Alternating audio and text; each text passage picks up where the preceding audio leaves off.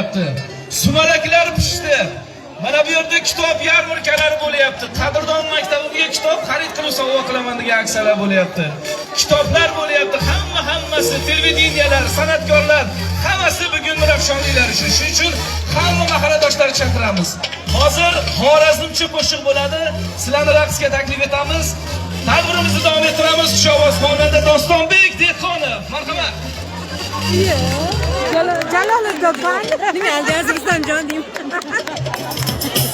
Hovlidamiz hali ketdik. Bayramlar bo'lamiz.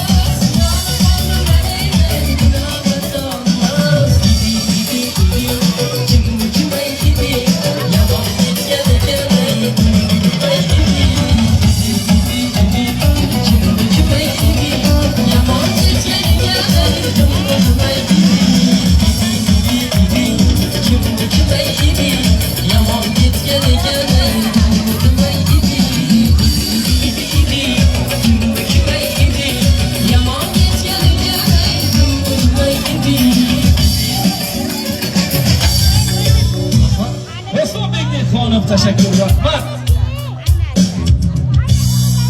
Jonli ansambl tayyor. Doim biz xonandalarga olqish olib beramiz. Kelinglar bugun sal noodatiy ish bo'lsin. Jaloliddin Ahmadaliyev ansambliga bitta qarshi bo'lsin. Ya bitta o'zingni ko'rsatasan ekan, keyin chondiramiz. Qani, marhamat. Jonli bu qo'shiqlar hammasi namoda.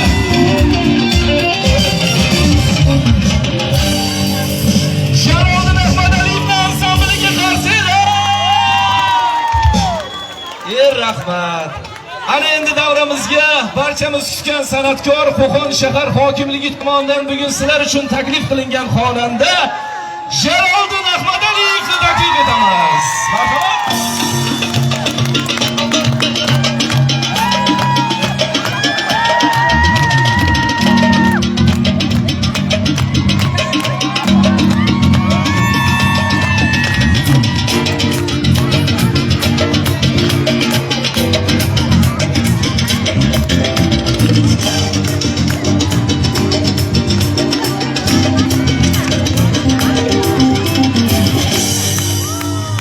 Adamlar küldüler sen ektin kuyumda